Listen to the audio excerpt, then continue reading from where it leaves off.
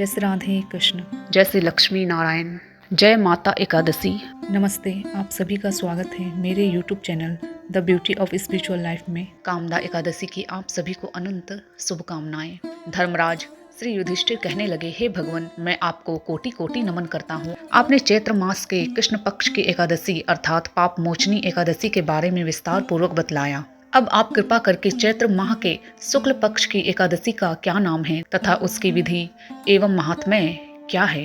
भगवान श्री कृष्ण ने कहा, हे धर्मराज, चैत्र मास के शुक्ल पक्ष की एकादशी को कामदा एकादशी के नाम से जाना जाता है। एक समय की बात है, यही प्रश्न राजा दिलीप ने गुरु वशिष्ठ जी से किया था और जो समाधान उन्होंने बतलाया वही मैं तुमसे कह रहा हूँ। कामदा एकादशी व्रत की कथा।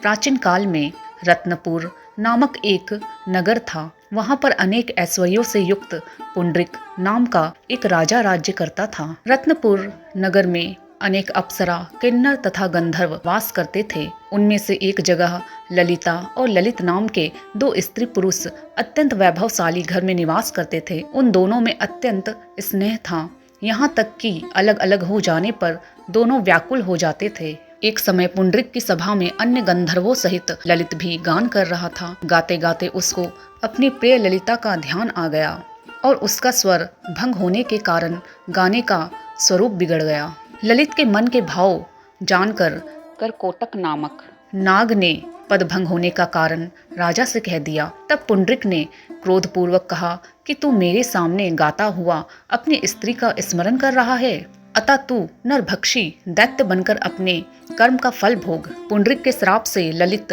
उसी क्षण महाकाय विशाल राक्षस हो गया। उसका मुख अत्यंत भयंकर, नेत्र सूर्य चंद्रमा की तरह प्रदीप्त तथा मुख से अग्नि निकलने लगी। उसकी नाक पर्वत की कंदरा के समान विशाल हो गई और गर्दन पर्वत के समान लगने लगी। सिर के बाल पर्वतों पर खड़े वृक्षों के समान लगने लगे तथा भुजाएं अत्यंत लंबी हो गई। कुल मिलाकर उसका शरीर 8 योजन के विस्तार में हो गया। इस प्रकार राक्षस होकर वह अनेक प्रकार के दुख भोगने लगा। जब उसकी प्रियतमा ललिता को यह वृतांत मालूम हुआ तो उसे अत्यंत खेद हुआ और वह अपने पति के उद्धार का यत्न सोचने लगी। वह राक्षस अनेक प्रकार के घोर दुख सहता हुआ घने वनों में रहने लगा। उसकी स्त्री उसके पीछे पीछे जाती और विलाप करती रहती। एक बार ललिता अपने पति के पीछे घूमती घूमती विंध्याचल पर्वत पर पहुंच गई, जहां पर श्रृंगी ऋषि का आश्रम था। ललिता शीघ्र ही श्रृंगी ऋषि के आश्रम में गई और वहां जाकर विनीत भाव से प्रार्थना करने लगी। उसे देखकर श्रृंगी ऋषि बोले, हे देवी, तुम कौन हो और यहाँ किस लिए आई हो? ललिता बोली, हे मुने, मेरा नाम ललिता है। मेरा पति राजा पुंडरिक के श्राप से विशालकाय राक्षस हो गया है। इसका मुझे महान दुख है। उसके उद्धार का कोई उपाय बतलाइए। श्रृंगी ऋषि बोले, हे गंधर्व कन्या, अब चैत्र माह के शुक्ल पक्ष की एकादशी आने वाली है, जिसका नाम कामदा एकादशी है। इसका व्रत करने से मनुष्य के सब कार्य सिद्ध होते हैं।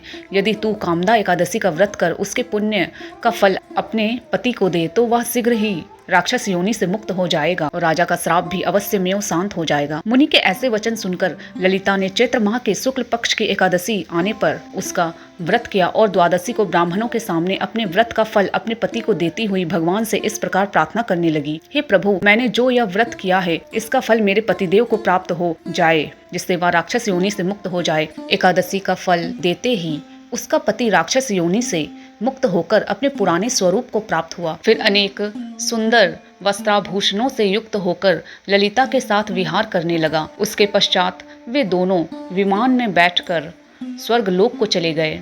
वशिष्ठ मुनि कहने लगे, हे राजन, इस व्रत को विधि पूर्वक करने से समस्त पाप नाश हो जाते हैं तथा राक्षस आदि की योनि भी छूट जाती है। संसार में इसके बराबर कोई और दूसरा व्रत नहीं है। इसकी कथा पढ़ने या सुनने से वाजपेयी यज्ञ का फल प्राप्त होता है। तो ये थी कामदा एकादशी व्रत की कथा। मिलते हैं अगले वीडियो में। आप सभी का धन्यवाद। जय माता एकादशी। जय श्री लक्ष्मी नारायण। जय श्री राधे कृष्ण।